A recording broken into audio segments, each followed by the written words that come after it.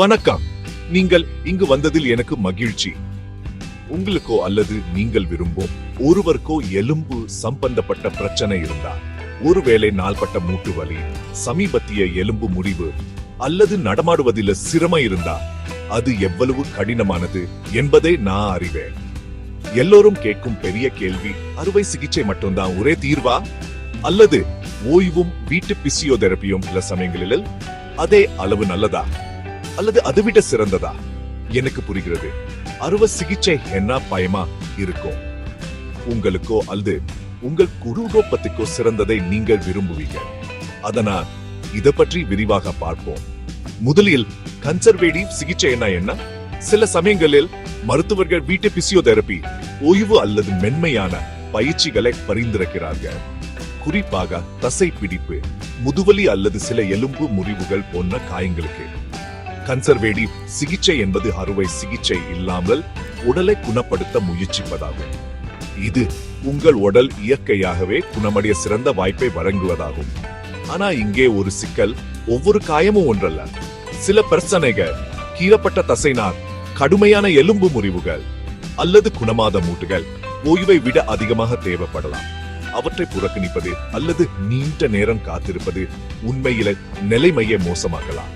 அங்கேதான் அறுவை சிகிச்சை தேவைப்படுகிறது. அப்படியானா எப்படி முடிவெடுப்பது?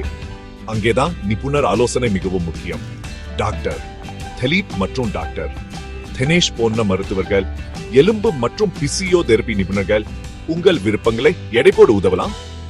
அவர்கள் உங்கள் எக்ஸ்ரே, உங்கள் அறிகுறிகள், உங்கள் வாழ்க்கை முறை ஆகியவற்றை பார்த்து பின்னர் நீங்கள் முடிவெடுக்க உதவுகிறார்கள். ஓய்வு போதுமா?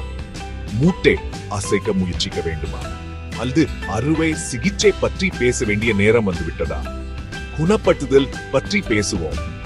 உங்கள் சிறந்த வாழ்க்கையே வாறு வலி இல்லாமல் மற்றும் சுறுசுறுப்பா உங்களை மீண்டும் கொண்டு வருவதே எப்போதும் இலக்கு. சில சமயங்களில் அதற்கு பாரம்பரிய அணுமுறைகள் தேவைப்படும். வெப்ப போதிகள், ஓய்வு அல்லது மென்மையான மசாஜ்.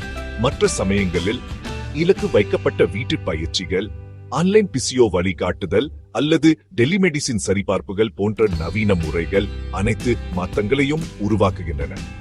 ஆனால் நினைவில் கொள்ளுங்கள், அனைவருக்கும் ஒரே மாதிரியான பதில் இல்லை. அதனால்தான் இரண்டாவது கருத்து முக்கியம். நம்பமான நிபுணர்களிடமிருந்து ஆலோசனை பெறுவது உங்களுக்கு மன அமைதியையும் தெளிவான திட்டத்தையும் தரும். எனவே நீங்கள் அறுவை சிகிச்சைக்கும் ஓய்வுக்கும் இடையில சிக்கியிருந்தா, அல்லது உங்களுக்கோ அல்லது உங்கள் அன்புக்குரியவருக்கோ எது சிறந்தது என்ன குழப்பமாக இருந்தா, தனியாக செல்லாதீங்க. அந்த இரண்டாவது கருத்தை கேளுங்க. உங்கள் குணப்படுத்தும் பயணத்தின் பொறுப்பை எடுத்துக் கொள்ளுங்க. ஏனென்றால் சரியான நேரத்தில் சரியான சிகிச்சை உங்களுக்கு தேவை. பார்த்ததற்கு நன்றி. உங்களே நீங்களே கவனித்துக் கொள்ளுங்க. உங்களுக்கு உதவி தேவைப்படும் போது தயங்காமல் கேளுங்க.